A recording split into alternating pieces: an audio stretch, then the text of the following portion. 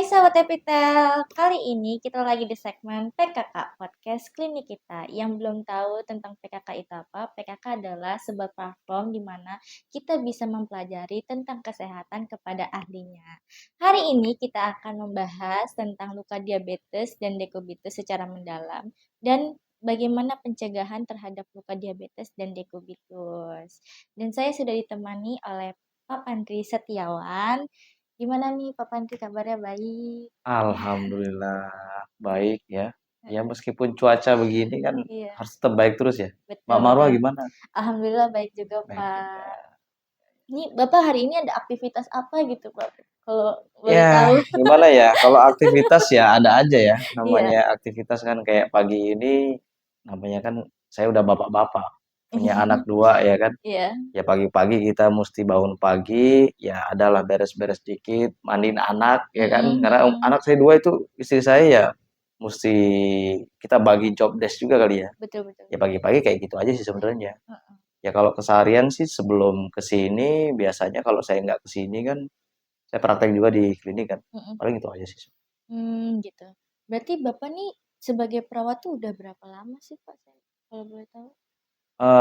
Kalau Mm-mm, sebagai perawat apa sebagai mahasiswa perawat ya? Ya, jadi kalau untuk menggeluti di bidang perawat ya mm-mm, memang saya baru mulai di 2015 ya. mm-mm. Karena di 2015 saya baru selesai kuliah. 2015 ya sampai dengan sekarang 2000 berapa nih? 2024 ya. Mm-mm, 2024. 2024 berarti ya mungkin masuk 9 tahun lah. Dan Mm-mm, memang saya selesai kuliah di bidangnya perawatan luka memang. mm-mm. Gitu sih. Ya kurang lebih sekitar segitu sih. Tapi setelah kuliah itu berarti Bapak langsung terjun ya ke bagian perawatan untuk luka, terutama untuk spesialis luka diabetes apa enggak gitu, Pak?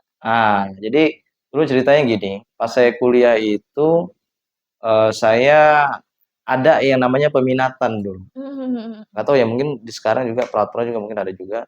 Jadi dulu saya ngambil peminatan dan ada optionnya itu menjadi perawat peminatan perawatan luka. mhm, Nah, jadi kebetulan di situ saya masuklah di situ. Ada teman saya sih ada yang masuknya dia di keperawatan gawat darurat, intensive mhm, care unit, terus ada juga perawat jantung dan lain sebagainya. Nah, kebetulan saya ngambil peminatan di peminatan perawatan luka. mhm. Nah, setelah di situ nggak tahu kenapa ya kayaknya ngepas aja gitu. Iya iya. Seneng aja. Nah, pas sudah seneng ya udah akhirnya pas selesai dari masa kuliah, lulus wisuda, ada tempat di mana saya bisa kerja di bidang perawatan luka, ya saya senang di situ. Mhm, Ya alhamdulillah sampai sekarang. Sampai sekarang ya kita sekarang udah buka eh, pelayanan perawatan luka sendiri, ya mhm, Epitel ini ya sampai sekarang di 2024 ini udah hampir 9 tahun lah saya kurang lebih menggeluti perawatan luka. mhm. Sebelum kita masuk pertanyaan nih ya, Pak, itu Bapak tuh awalnya motivasi apa sih yang kenapa Bapak bisa buka klinik, Epitel ini Indonesia sendiri, Epitel Indonesia ini Nah, untuk ke spesialis luka-luka gitu? jadi gini, Mhm, kalau dulu pas saya kan waktu saya mahasiswa ya, waktu saya mhm, mahasiswa itu praktek kan, ada praktek di klinik, ada di puskesmas, ada di rumah sakit, mhm. ya, bahkan ke komunitas warga. Nah, kebetulan saya dulu sebelum, jadi cerita lebih jauhnya lagi ya, Iya. sebelum saya masuk di kuliah perawat itu, Mhm. saya dulu pengennya masuk ke dokteran. Mhm, Nah, pengen masuk ke dokteran tapi nggak punya duit. mhm. Ya, yang jelas biayanya mungkin lebih tinggi ya dibandingkan perawat ya. Yang kedua mungkin otaknya juga kurang pinter kali. Jadi pas tes juga nggak lulus, Iya ya iya. kan? Mau masuk di jalur yang mungkin lebih keluar dananya banyak, ya saya keterbatasan dana, ya. Mhm. Nah akhirnya saya masuk coba ke perawatan lah, yang Mhm. mirip-mirip lah, ya kan? Akhirnya Iya. saya masuk.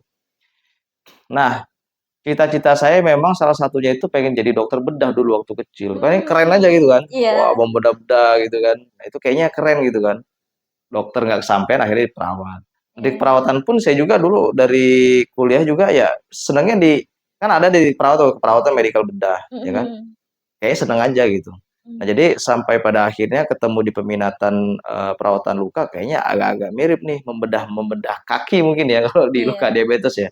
Nah, jadi akhirnya di situ. Nah, masuk ke pertanyaan tadi, eh ketika saya mulai praktek di rumah sakit, di warga, di pusat klinik, kok banyak orang yang mengalami luka itu pasti ujung-ujungnya mereka bilang harus diamputasi gitu. Mhm.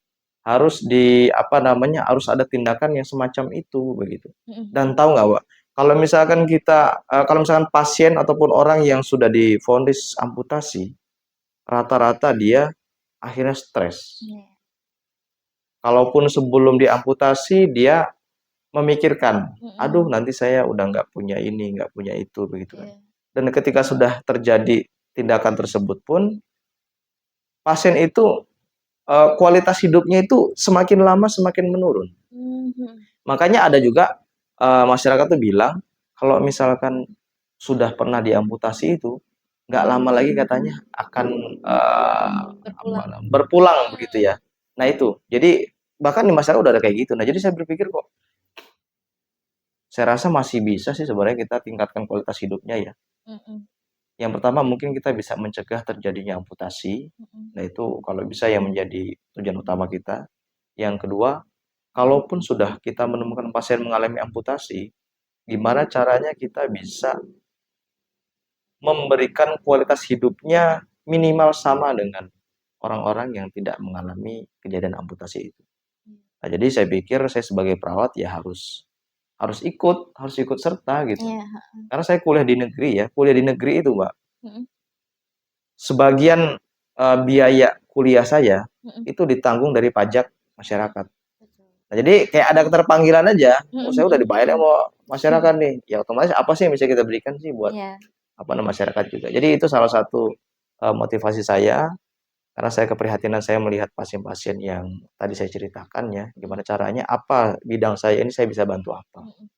Intinya itu sih sebenarnya. Mhm. Jadi amputasi itu nggak semuanya menyelesaikan luka itu sebenarnya Pak, secara secara, batin ya Pak, sebenarnya ya. Itu Iya, bisa memfaktorkan untuk stres atau bisa jadi mungkin kalau yang lebih berat depresi ya Pak ya, karena betul. kan mungkin aktivitas jadi terbatas atau Heeh, lain dan sebagai halnya gitu heeh. ya Pak ya. Hmm, oke baiklah, kita langsung masuk ke pertanyaan nih ya Pak, karena mungkin sahabat Epitel juga udah nggak sabar untuk pembahasan hari ini gitu. Apa sih Pak perbedaan antara luka diabetes dan dekubitus? Diabetes dan dekubitus, kalau misalkan luka diabetes, mungkin kita sebagai gambarannya, ya luka diabetes itu kan penyebabnya kan karena orang mempunyai gula darah yang tinggi. Hmm. Gula darah yang tinggi itu yang akhirnya menyebabkan ketika nanti terjadi infeksi, perkembangan bakteri itu akan semakin mudah berkembang biak. Nah, itu penyebab intinya adalah diabetes atau gula darah yang tinggi. Nah, kalau tadi yang ditanyakan juga ada juga ada nggak sih Pak luka yang susah sembuh kayak dekubitus ya? Karena kita memang spesialisasinya dekubitus. Jadi dekubitus itu kalau gambaran singkatnya sebenarnya dia itu penyebabnya adalah karena adanya tekanan. Nah, tekanan ini yang terjadi ketika banyak pasien dia nggak ada pergerakan, jadi full tidur gitu. Hmm. Tidur atau sudah bed rest. Biasanya pasien-pasien stroke, pasien-pasien yang mungkin usia udah lanjut banget gitu kan. Yang pertama karena dia adanya tekanan yang terus-menerus dengan waktu yang lama. Yang kedua, mungkin dia di posisi yang mungkin terjadi tekanan itu, suplai oksigen dan juga suplai nutrisinya itu sangat kecil. Nah, jadi akan memudahkan di bagian yang mengalami tekanan itu terjadi kematian gitu. Nah, jadi sebenarnya konteksnya mungkin mirip sih dengan diabetes, cuman yang satu penyebabnya karena terhambat oleh dia gula darahnya tinggi, Ya. yang satunya karena posisinya. Posisinya Hmm. terus-menerus tertekan gitu. Jadi oksigen sama nutrisi nggak bisa sampai ke titik di mana terjadi tekanan. Jadi sebenarnya gitu sih. Mhm.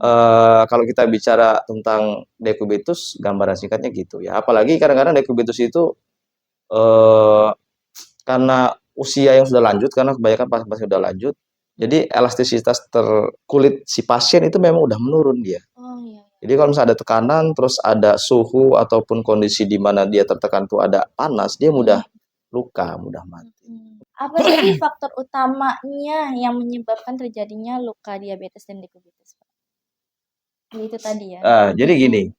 kalau penyebabnya Mhm. ya tadi udah sedikit saya jelasin ya. Mhm. Cuman secara singkatnya gini, yang namanya luka diabetes berarti penyebabnya adalah diabetesnya itu sendiri. Jadi luka ini sebenarnya dia faktor risiko sih sebenarnya. Faktor risiko dari orang yang mengalami diabetes. Jadi sebelum dia luka diabetes, berarti dia ngalamin diabetes dulu.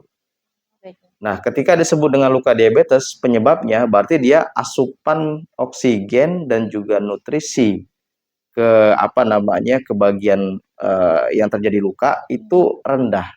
Nah, akhirnya dia nggak mampu tuh si luka itu merecovery tubuhnya itu, merecovery lukanya itu untuk sembuh karena nggak ada oksigen dan nutrisi yang disebabkan oleh gula darah yang tinggi.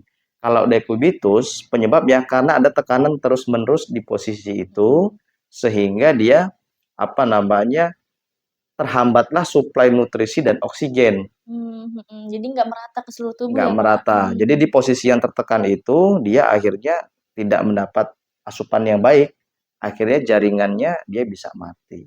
Ya, jadi perbedaannya itu aja. Sama-sama suplai nutrisi dan oksigen yang tidak cukup. Yang satu penyebabnya karena gula darah tinggi, yang satu penyebabnya karena tekanan. Baik, baik, baik. Nah, ini tuh bagaimana sih Pak proses penyembuhannya? Apakah berbeda dengan luka diabetes sama luka dekubitus? Beda nggak gitu prosesnya? Kalau proses penyembuhan sebetulnya sih, kalau kita bicara dari segi perawatan ya, kalau dari segi perawatan yang jelas yang namanya luka diabetes dan dekubitus itu disebutnya luka kronis. Jadi kalau misalkan di dunia perlukaan itu ada dua jenis luka. Satu luka kronis, satu luka akut.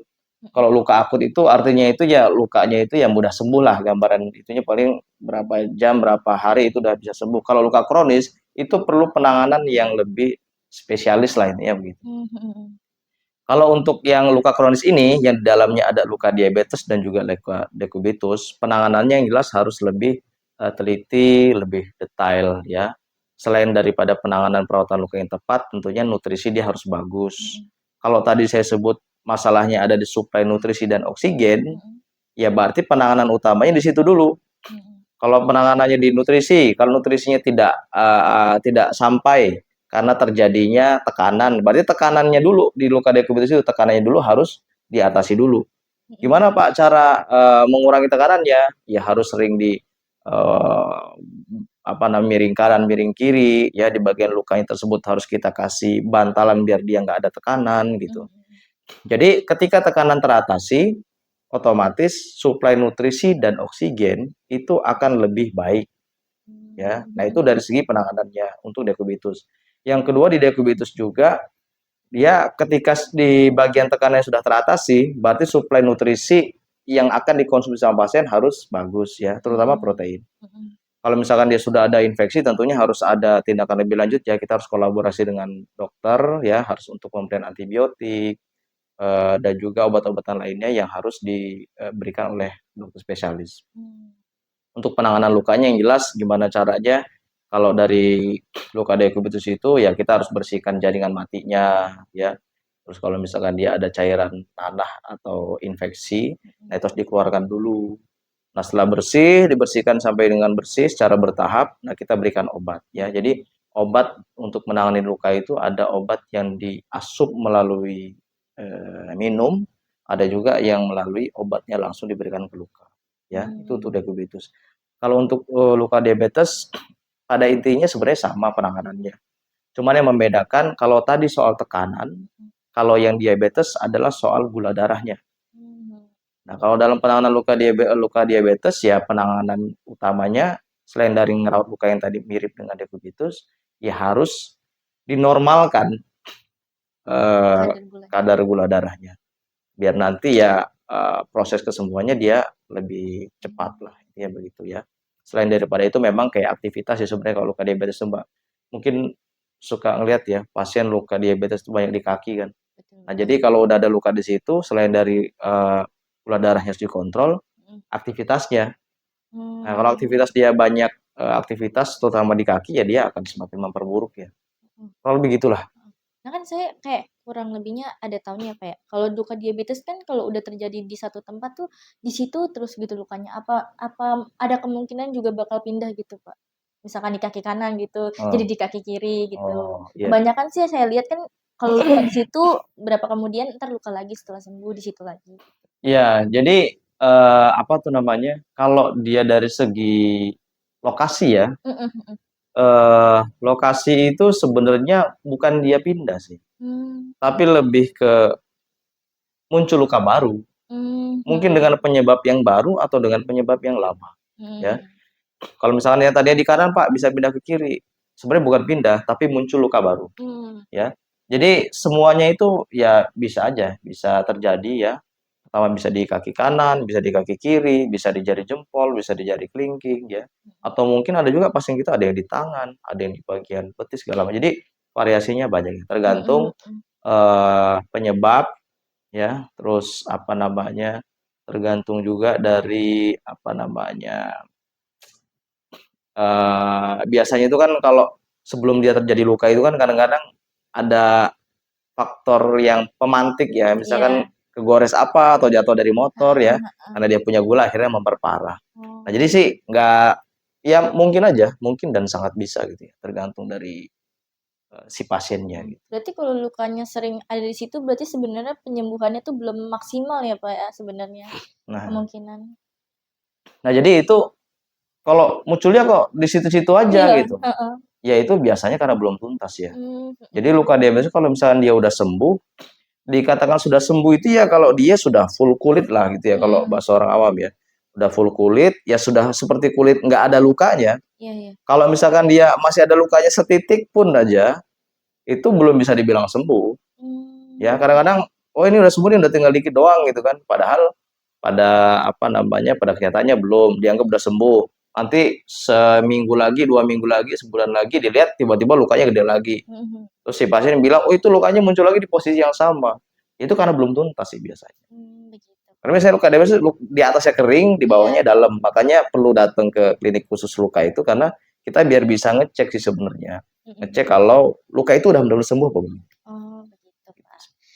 Nah, sekarang nih, apa aja nih pencegahannya sebelum ya untuk biar kayak nggak terjadi nih luka-luka untuk luka diabetes dan dekubitus gitu loh, Pak? Hmm. Jadi gini ya, saya mau jelasin sebelum gimana cara pencegahannya. Mhm. Kalau luka diabetes, berarti yang akan beresiko itu adalah orang yang mengalami Diabetes, diabetes. betul. Kalau luka dekubitus, berarti yang beresiko untuk mengalami luka dekubitus itu adalah pasien-pasien yang aktivitas mobilisasinya itu sangat rendah, Mhm ya. Kayak misalkan apa namanya, orang yang mengalami stroke, orang yang misalkan ada kelumpuhan bagian fisiknya, atau usia lanjut yang pada akhirnya dia udah mulai nggak bisa melakukan aktivitas yang biasa seperti kita gitu ya. mhm. Nah, yang pertama untuk luka diabetes, pencegahannya, yang pertama gula darahnya harus terkontrol, Mhm. ya. Jadi terkontrol ya apa namanya, Sebaiknya range-nya 80 sampai dengan mmm, 140 ya. Nah, itu range yang kita anggap normal. Yang pertama itu, yang kedua, posisi tubuh atau lokasi tubuh mhm. pada pasien yang sangat berisiko mengalami luka diabetes itu adalah di kaki. Mmm. Kenapa kok di kaki? Karena di kaki itu suplai nutrisi dan oksigen itu yang paling jauh dijangkau oleh jantung sebenarnya untuk mensuplai. Mhm. Nah, sehingga dari posisi itu, ya makanya kebanyakan, ada kematian saraf, neuropati ya. Nah, Mhm. itu terjadinya di kaki. Nah, artinya yang harus lebih kita sering jaga itu di kaki. Tapi Mmm. bukan berarti bagian posisi tubuh yang lain enggak ya, maksudnya yang lebih Iya. kita ini kan di kaki, kenapa? Karena kaki ya itu tadi, suplainya dia sangat rendah. Jadi kalau untuk pasien diabetes, gunakanlah alas kaki yang dia, aman ya. Aman itu dia harus dengan berbahan yang, lembut, terus apa namanya, kalau misalkan kepentok sesuatu begitu Mhm. dia aman Aman. gitu ya. Mhm mhm. Nah, paling penjagaannya itu, terus sering kasih pelembab di kaki Mmm, itu. mhm mhm mhm. Kenapa di kaki itu perlu dikasih pelembab pada pasien diabetes, karena dia biasanya kulitnya suka kering. Kalau Oh, kulit iya. kering dia kegesek dikit dia luka, Iya, betul kebentur betul. sedikit luka, jadi harus dikasih pelembab. Mhm Dan mhm. harus dicek, habis mandi ya iseng aja gitu, cek pakai Mhm. kaca, dikacain gitu kan. Nah itu, salah satu bagian kita untuk menjaga agar tidak terjadi luka diabetes. Kalau luka dekubitus, Mm-mm. kalau udah ada pasien yang bed rest begitu, keluarganya atau orang yang menjaga itu harus rajin untuk miring kanan, miring kiri. Mengingatkan lah ya Pak ya. Mengingatkan, paling nggak 2 jam sekali ya. Karena kalau misalkan nggak dimiring kanan, miring kiri, tekanan terjadi terus-menerus, akhirnya luka. Ya, Mm-mm. selain daripada itu memang harus konsumsi nutrisi yang bagus, ya. Terus sama, kulitnya biasanya dia cenderung kering, ya. Hmm. Dikasih ya pelembab juga. Ada nggak sih Pak tanda dan gejala yang harus diwaspadai terhadap luka diabetes dan dekubitus Pak? Ya, kalau tanda dan gejala kayak luka diabetes itu tanda gejalanya kayak biasanya dia mulai ada bengkak, Mm-mm. ya, terus ada kemerahan, ya. Dan biasanya kalau dia sudah lebih lanjut itu biasanya pasien ada apa namanya demam karena dia mulai ada infeksi atau peradangan ya. Mm-mm. Itu respon tubuh untuk melawan infeksi. Mm-mm. Nah, jadi tanda-tandanya sih seperti itu sih ya. Yang jelas ya, Mm. yang lukanya susah sembuh ya. Biasanya kalau udah pasien yang udah mengalami kematian saraf dia nggak nyeri, tapi lukanya itu ada dan itu nggak boleh Mm. diremehkan. Kalau luka dekubitus biasanya ya sebelum dia terjadi luka lebih lanjut merah doang dulu. Mm. Jadi karena dia ada penekanan yang cukup lama dia merah dulu, nanti lama-lama dia apa namanya bisa keunguan, kehitaman begitu. Nah, itu lukanya udah jadi. Kalau masih merah-merah begitu dia biasanya baru tahap awal. Ya, Mm. tanda-tandanya kayak gitu sih. Biasanya kalau dekubitus dia cenderung ada nyerinya ya meskipun sedikit hingga berat, tapi dia cenderung lebih nyeri dibandingkan luka diabetes. Biasanya gitu. Iya, Pak. Nah, ini tuh kan di sini kan spesialis untuk luka diabetes dan dekubitus ya Pak ya. Hmm. Apa sih jenis penanganan medisnya gitu untuk mengobati luka diabetes dan dekubitus secara Jadi mendalam?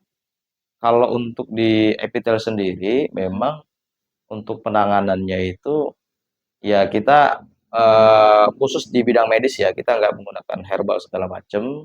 Jadi Mm-mm. penanganannya itu ketika sudah ada luka, luka infeksi. Nah, jadi kita cuci dulu biasanya. Ya, Mm-mm. kita cuci dulu menggunakan air yang bersih, ya. Terus kita berikan apa namanya, kita kita Mm-mm. sabunin dengan sabun yang khusus luka, ya. Kita Iya. sabunin sehingga tujuannya apa? Biar kotoran, biar bau itu hilang. Mm-mm.